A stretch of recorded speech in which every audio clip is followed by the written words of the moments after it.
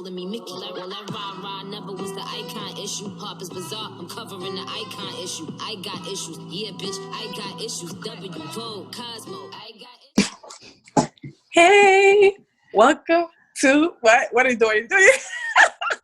I'm getting hype. I'm getting hype. I'm savage. Classy, bougie. And then they do That's something like that. I don't even know what the rest of the words are.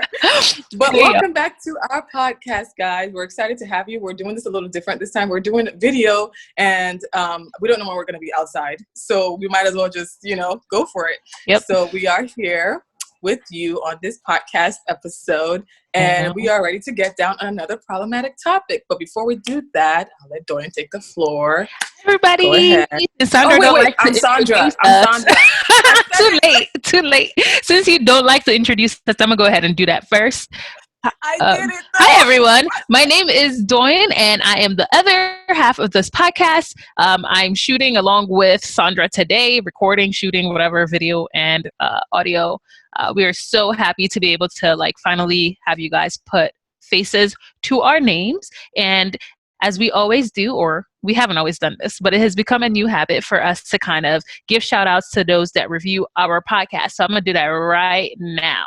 So let me pull it up right now. I think we have 4 new shout outs. You guys are the bomb diggity.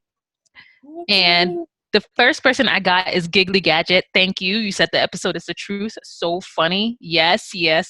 All of that and so much more. Keep listening. Lissy, shout out to you. You have a little bit more of a paragraph, but you said that you love it. Thank you very much. You love it. We love making it. Miles the Kid, I see you. Shout out. Black hair. You said, listen, melanated gods. This is such a raw and honest episode about black hair. Thank you. We appreciate it. Sure is. The next person is a fan of real art. You said great subject matter and terrific host. You are terrific for leaving us this feedback. Thank you so much. Without further ado, let's get into the episode. Yep. So let me clear my chest. Let's hear it. Problematic girl. Okay. Let's hear it. So we talked last week on some problematic topics regarding skin color and just our hair associated, and just having this problematic, just some people always talking shit. They just can't let us live, and policing our black hair. We need you guys to understand that colorism is not something that just happens just because. It all kind of stemmed from the whole slavery thing. Not to go back to that. Yeah, we talked about this before. Our bodies, right. Our hair, now our skin color. Yeah. Pretty much. So it kind of all goes back to then. And as a result, we now have this issue within our own community and also outside communities. And it's not just America. It's not just Black people. It's the entire world. And then we're also going to tie that to skin bleaching, which is usually people's kind of way of kind of buffering that discrimination that comes with your color. So people kind of try to make themselves feel better by going into this other shallow end by bleaching and using skin whitening creams. And it is so huge. As Nigerians, we are number one. We know this. Okay, we have everybody named Mama. Yes, they got white faces and black knuckles. Okay, they're out here and they're rocking their skin color like it's theirs. And it's like, sis, auntie, please, for the love of God, please look in the mirror for the we're just So we have this going on right now. And I think it just kind of just ignited something in me. And I was just so angry at the fact that first of all, I'm not blaming the people who are bleaching, because they are bleaching for a reason. I'm not blaming the people who are victims of colorism, because they just happen to be on the other end of the spectrum. I am going to be divulging into the topic today, and we're just going to break down really what is colorism, how are we affected by colorism, aka cause racism, and how do we deal with just the reality that we've been handed. So yeah, I think I got that out of my system. And if you ever sit there and think that because you're light skinned, you're just above everyone else, it's just remember, as long as you're not white, you're not right. That's literally their motto. Exactly. You're not white, you're not right. It does drive me crazy that bleaching has become such an integral part of our community, and it still doesn't mean that you're gonna be accepted. And it's people go through such great lengths to look a certain way because it's the more acceptable way to look. And It's just never going to be good enough for them. I'm sorry.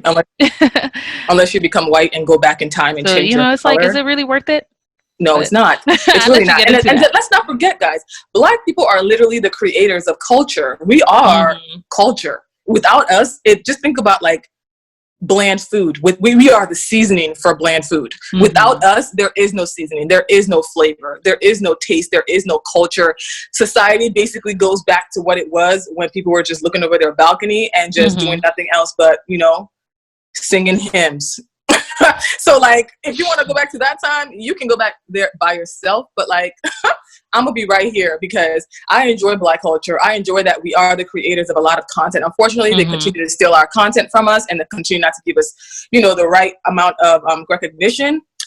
But at least we know that within yourself that you did this and you did that and you put this forth. And I just love us as a group. So this topic is just going to really break it down. Let's just break it down a little bit. So here are the main pointers of this topic, guys. So first of all, let me define. Colorism is defined as basically discrimination against skin color. Now you're thinking, what is the difference between racism and colorism?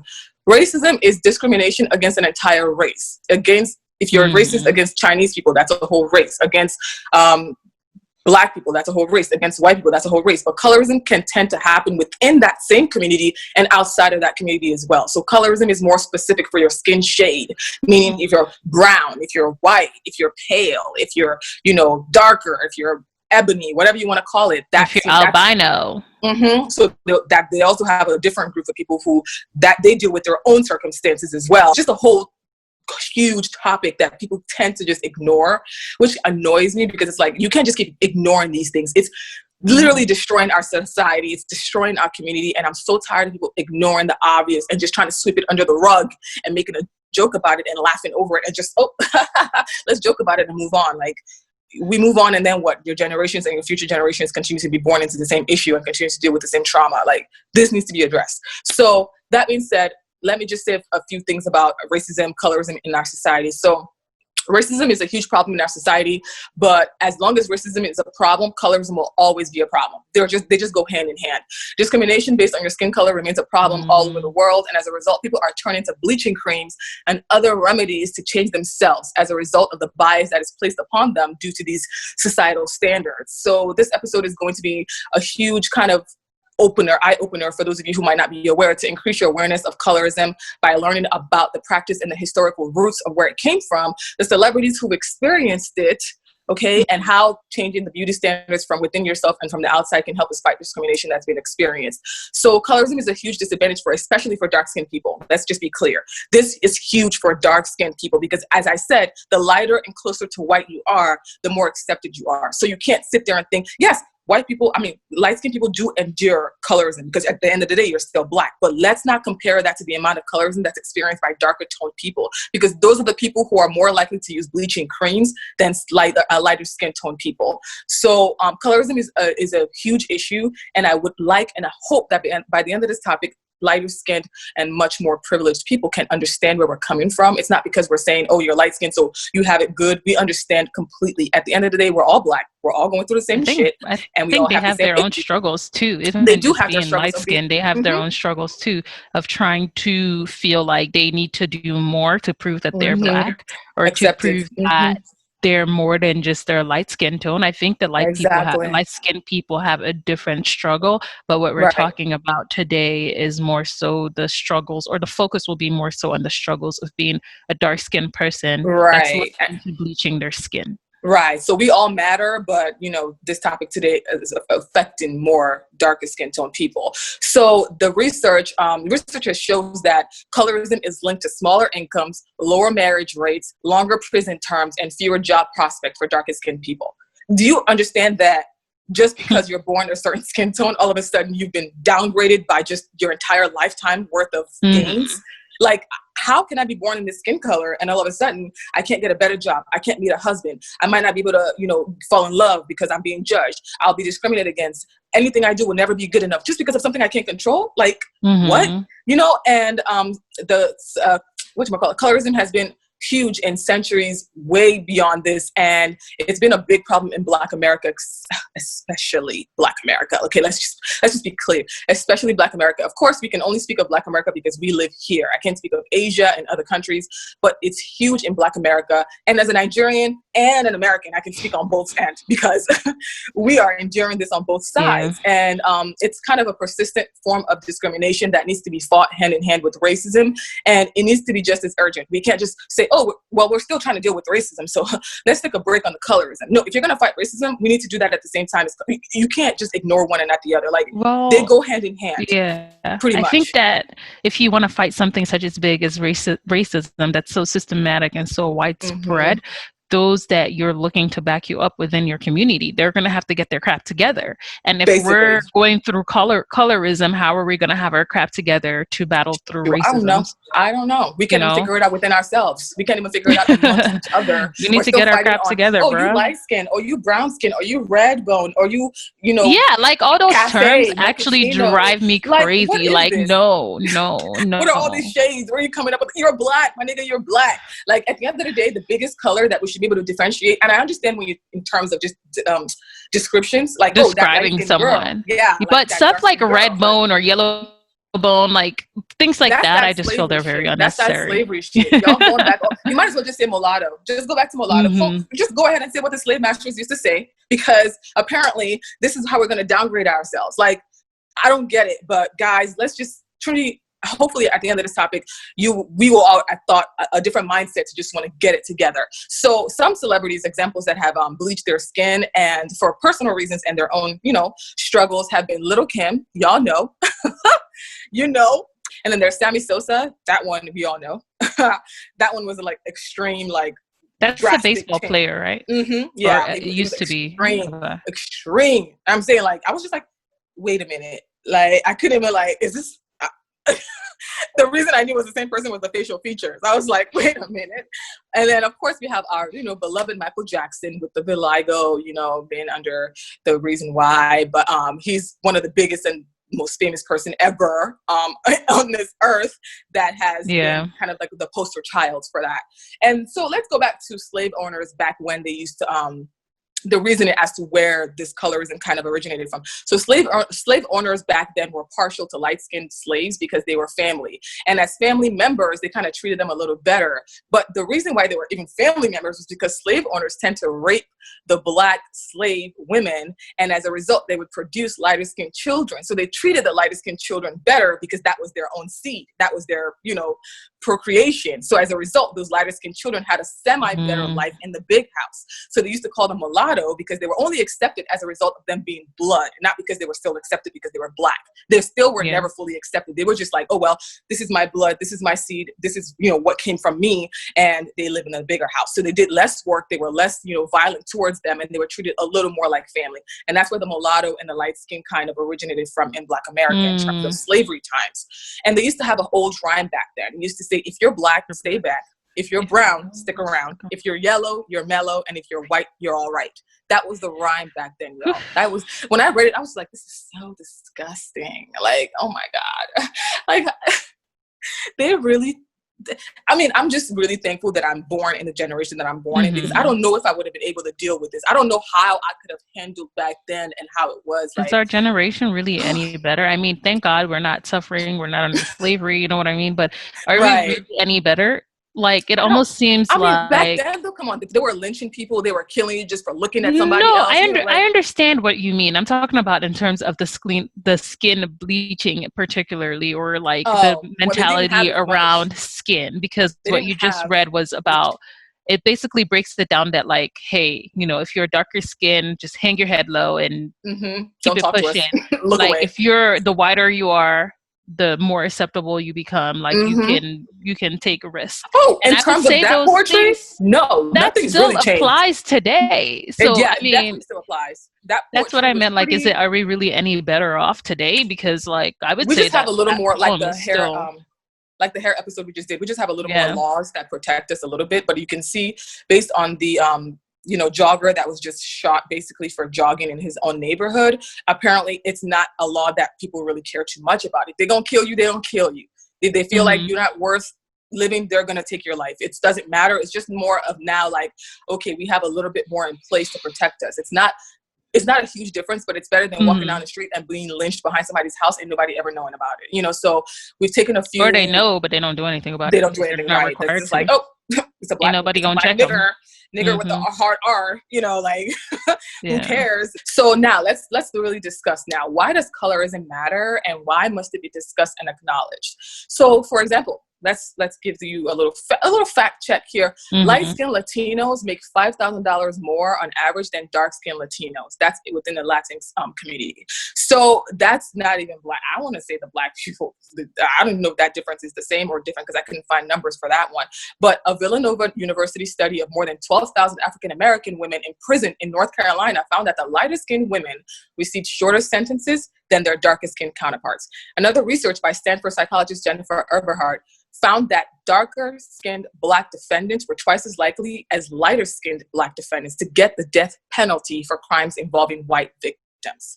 Guys, this is huge. Like, this is why the prisons are filled with black lives, because like it is literally related. Every single thing is connected. And the fact that we're only focused on one small aspect of it makes us blind to the rest of the issue that supports the reason as to why black lives continue to rot in jail cells.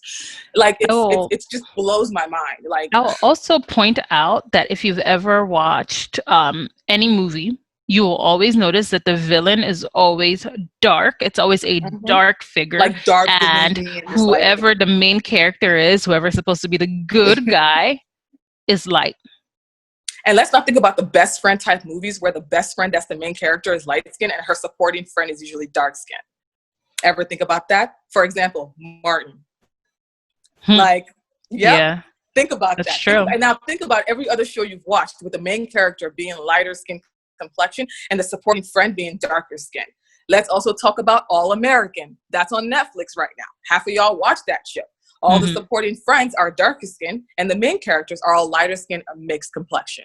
So that's another thing on its own, but let me not go too deep into that. But I feel like in All American, they are addressing that. Like, that's why they're casting. Oh yeah, it's on social media. And I applaud those people who are using their platforms to bring it up. Because yes, sis, say that. Because people want to act like it's not happening. Bring it up. This is happening right now, and we need to address this shit because I'm honestly tired. I'm sick and tired. So light skin is coveted so much that whitening and bleaching creams continue to be the best sellers in the United States, Asia, and other nations. Are you kidding me? They are best sellers? Y'all don't even realize this because you live in your little umbrella. You're not even sure what's going on outside. Like, all these bleaching creams are coming off the shelf. They're being sold out. What's her name? Black China. Didn't she go to Nigeria last year? Oh my God, yes, to go promote her bleaching cream, and everybody was coming for her. So you should know how much money bleaching cream makes. The fact that she went all the way to a different African country and said, "Hey, buy my," because she knows what's going on down there, and she's profiting off of it. You're profiting off of trauma and just. I wasn't mad at her. Gosh. I wasn't mad at her. People in Nigeria because they're gonna buy it. They're gonna buy it, regardless if it's from Black China or from whoever else it is. They're still gonna buy it. So people that were mad saying like, "Oh, stay away from our country. You're doing this. You're doing that." It's like, okay, even if it's not her, it's gonna be the next person selling it. It's people. Let's also talk about to each other. Bobrisky, the local bleach seller. If it's not Black China, it's Bobrisky. Oh, it's Bobrisky or that other lady who had the bleaching cream called Whitenicious. Oh my goodness. Literally, the name is Whitenicious. Come on. You want to be extra white? No matter how white you are, you're not going to be white enough. I'm sorry. You're still not going to be white enough because at the end of the day, a black person is still a black person. Bleach your skin all you want, you're still black. Exactly, pretty much. And there are a few places in the world where dark skin isn't stigmatized. And that just goes to show that this is a worldwide thing. Oh, and being aware of your light skin privileges does help the issue at hand and helps reduce the ignorance of the fact that darker skin people get more negativity associated with their skin. I just want you to be aware. We're not saying that your struggles don't matter. It's like saying, oh, we know that bigger people in this country or fatter people in this country tend to be stigmatized more than skinny people. It doesn't mean skinny people don't have struggles either. We address both, but we have to address that the one of them has bigger issues than the other. And that's also just being aware.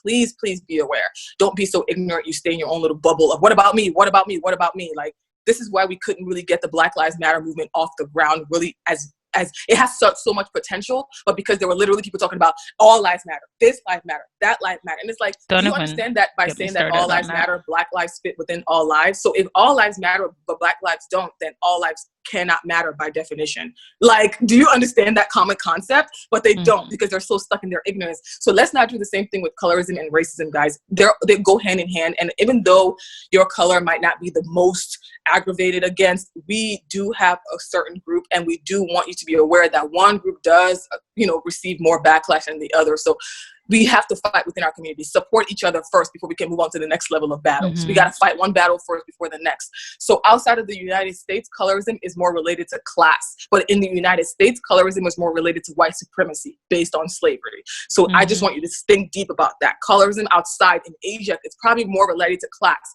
So in Asia, dark skin, what has received more of the intense level of stigma, which is why a lot of the bleaching creams come from Asia. In Japan, long before Europeans first arrived, dark skin was still stigmatized in Japan as well. And in Japanese tradition, they have a saying that says, a woman that is fair skinned compensates for 7 blemishes.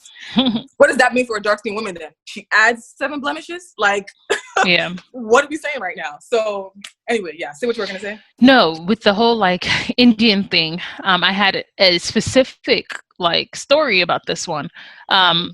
It's so crazy how many stories that I can refer back to for each of these situations. But I know, for example, one of my cousins, she used to be in band, and she had Indian friends that were also in band, but their parents pulled them out of marching band one summer. Oh. And so when we're like, okay, well, why isn't this friend of yours doing marching band anymore? She's like, yeah, their parents pulled them out. I think they were siblings, or maybe it was just one. I don't know. And basically told them, you cannot keep doing marching band because you're going to get darker.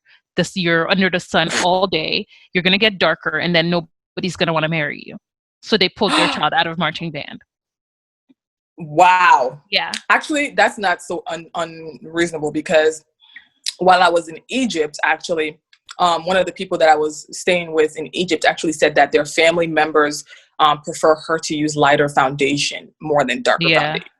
And she said that because they saw that as prettier. And she said that you will notice that all my aunties have lighter skin, and not because they're lighter, but because they get a foundation shade one shade darker. She actually said, when I got a foundation shade my color, my auntie told me to go pick up the lighter shade because I need to look lighter. Wow. And I'm looking at her like, say that's what? Crazy.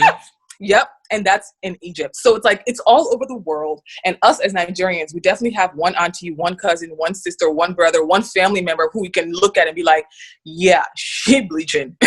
Like, we know we've all had someone close to us that's been related to this struggle as well. So it's pretty insane. And I really hope that today you guys are aware. I mean, of course we're aware. Most people know that colorism is an issue, especially if you yourself has experienced it. But I just don't like the fact that we keep sweeping it under the rug. We just can't keep doing that. We need to start dealing with these things. Otherwise, we're not going to move forward. And 20 years from now, our children's children will still be dealing with the same issues. We need to start making strides, y'all. Like, we need to start making moves. We need to start leaving a legacy for our future children. Otherwise, they'll just be dealing with the same struggle we had. All we're doing is just passing down generational curses and struggles. And that's not what I want to leave for my generation. So, but then the United States has its own complicated history with skin color, as we have said prior. And primarily because mulatto skin, which is the lighter skin I described earlier, is not quite black, but not quite white. So it often arose out of mixed race children that was conceived with their slave masters and the slaves. So the mulatto really originated. And if you go to New Orleans, this is huge. It's pretty much the entire community. Let me not even get deep into New Orleans and the mulatto and the light skin and the dark skin. Like, it's a thing. You can actually see the class breakdown there. It's insane. But, it's also huge in the southern states, obviously, because slavery and all that good stuff. But like, they were really big on that, and they could not accept them fully because they were not white, but they could not deprive them fully because they were their own and they were not fully black. So it came up with this middle ground, of the mixed mulatto. That's where they decided to group them all. So in America, various variations in complexions produced an unspoken hierarchy where Black people with lighter complexions ended up being granted some form of rights of the master class. And by early 19th century, the mulatto hypothesis emerged, arguing that white blood of light-skinned slaves made them smarter, more civilized, and better looking. Crazy. So Dorian, now I want to ask you a question. So have you I guess we've been talking about colorism and bleaching so far. Touch on our experiences. Have you ever experienced colorism firsthand? Like, has it affected your way of life in some shape or form? And you've been like, wow, I was Well, just yeah. I mean, I feel like I don't have any extreme examples, whatever it might be, but I definitely have experienced colorism to some degree. I've I feel like being from an African household and the way like you're spoken to and stuff like that, there's definitely little undertones of colorism there. Like, I don't know, for me, like, I know that I would grow up and people would always tell me, like, you're so black, like, you're so dark. Like, and I would be like, what do you mean? Like, I felt like I always had to defend myself and be like, no, actually, I am brown skin, I am caramel skin, or whatever it might be that I kept saying. But like, why was I a little child having to defend my skin tone? So what if I was dark skin? What if I was black, or whatever it might be that they were saying? But it was just like, why do I have to defend the way and they that I say it so look? negatively, like black. Yeah. Like Yeah, it's you're such a so bad black. thing. And like, as if it's something that you chose to do. Like, you came in this world and you was like, boom, I'm going to choose this. You know, that has definitely happened a lot of times. As far as colorism go, I've definitely had a moment where I felt it more so than others. At one point, I will say, like, it was very prominent in my college life when I was a really good friend with a lighter skinned person, a person that falls more into the mulatto description, because so that was hard to do, because like, you were literally living your life in the shadows of somebody that's lighter skin. And don't say any names on this show, but yes, you are aware of the person. College that I had that was basically the description, but now I'm thinking like, oh, do I know the person that you might be talking about? Yeah, you do know the person that I'm talking about. Is a different person. It's a completely different person in college. And same experience you're describing is same thing. And same I don't think that they never even, like, the hard part is like, they never even did anything to make me feel like I'm in my shadow, or like they didn't say be in my shadow. But it was just so funny, the parallel of being friends with somebody that's completely opposite of what you are, and what those experiences are like, where men will literally jump at this person and say, man, you're a goddess, you're the most beautiful thing. And I would literally just be standing there looking like, oh, okay. Like, am I invisible? Like, damn. Yeah, like literally push you out of the way, ignore you, and be like, "Oh, I was coming to talk to you," and I'm like, "Oh, okay, I'll go outside. Like, I'll stand in the corner." And then every single step you take, it's, hey, I think they've never seen a light skinned girl before. Hey, hello.